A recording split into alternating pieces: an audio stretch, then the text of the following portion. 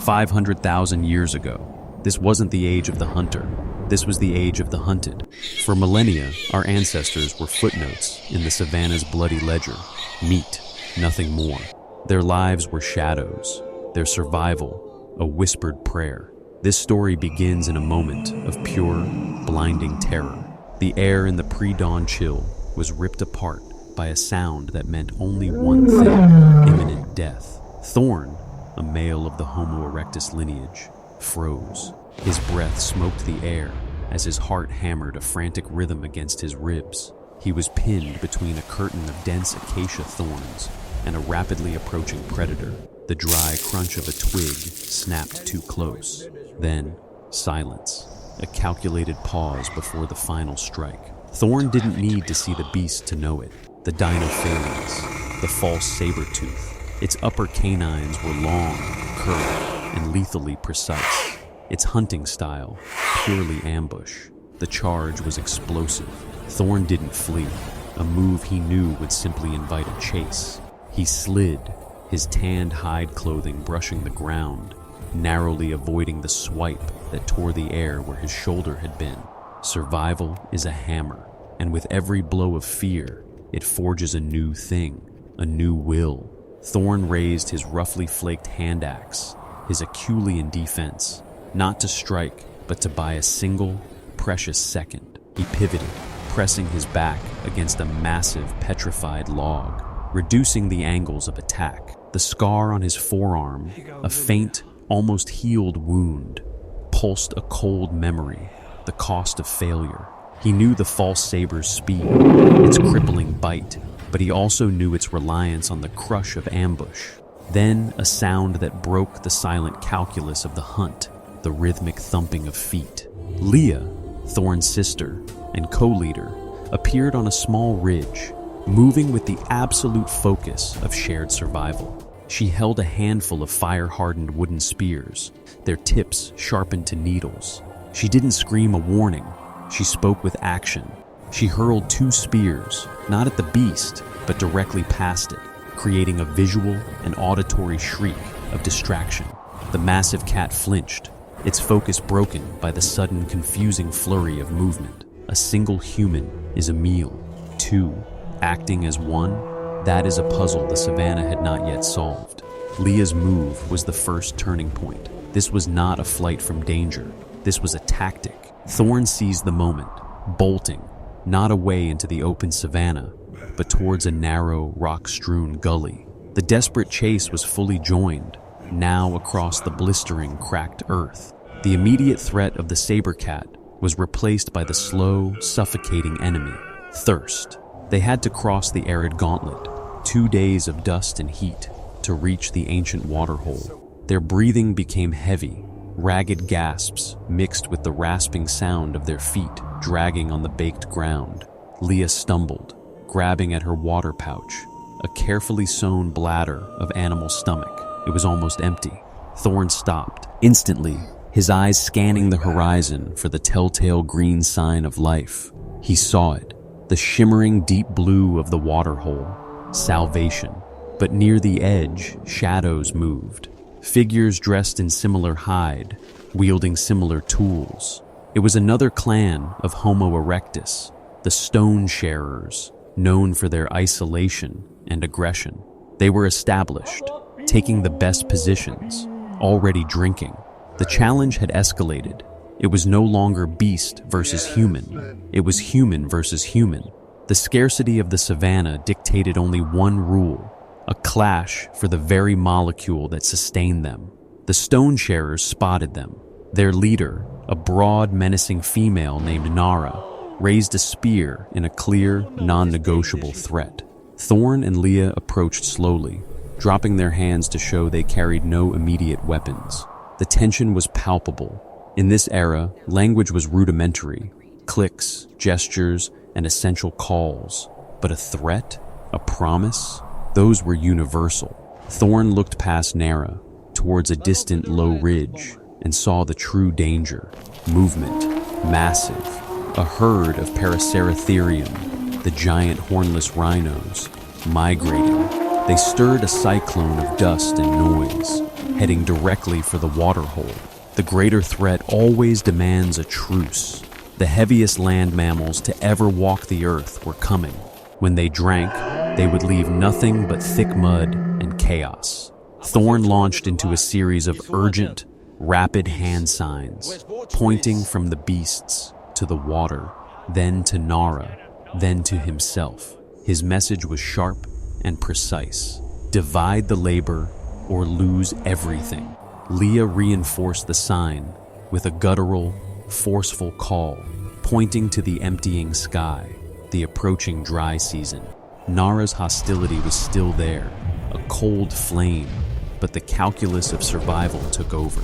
She lowered the spear, nodding sharply toward the narrow, reinforced overhang, the only place safe from the trampling beasts. For the first time, two separate lineages, two different histories, lowered their weapons and worked in concert, not out of friendship, but out of absolute necessity.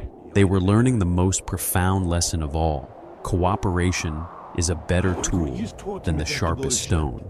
The Paraceratherium thundered past in a terrifying stampede. They scrambled, filling water bladders and large, tough leaves folded into improvised scoops.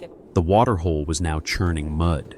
The danger had passed, but the tension between the two groups remained a live wire.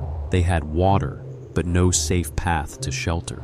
The coming night promised a chill that could kill, and predators drawn by the chaos. As the sun dipped, painting the sky in violent streaks of crimson and charcoal, a new shadow fell. Smoke, thick and pungent, drifted over the ridge.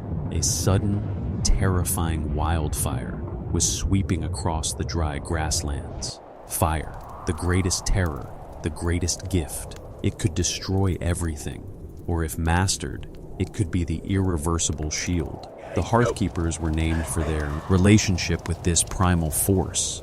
They moved with an ancient, rehearsed rhythm. Thorn rushed to a prepared mound of tinder and dry grass.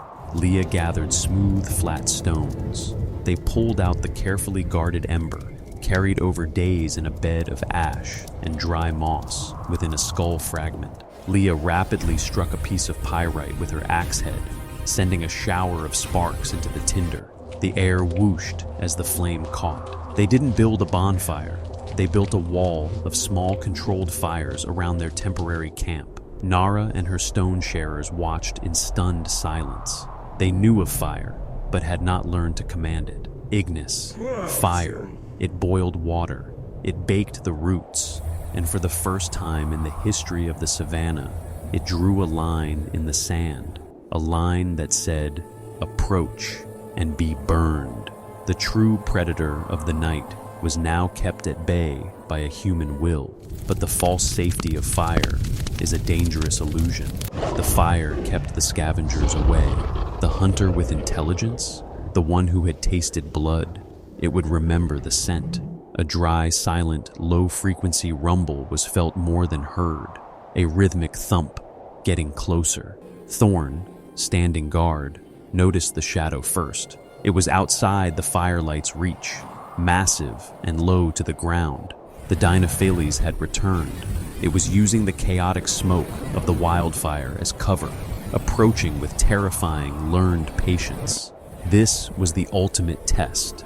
The cat had learned to ignore the flame, driven by hunger and territorial rage. It was a simple equation. One human dies, the rest scatter. The hunt resumes. The cat paused at the edge of the smoke, its massive head emerging like a terrible, sculpted stone. It saw the fire. It also saw the concentration of humans, an entire clan. The cat sprang, not at Thorn, but in a wide arc, aiming to bypass the fire and scatter the huddling groups. Thorn let out a piercing ancient alarm call. Lia was ready. Lia and Nara, now standing side by side, held their fire-hardened spears. They were a wall, but Thorn was not defending. He was flanking.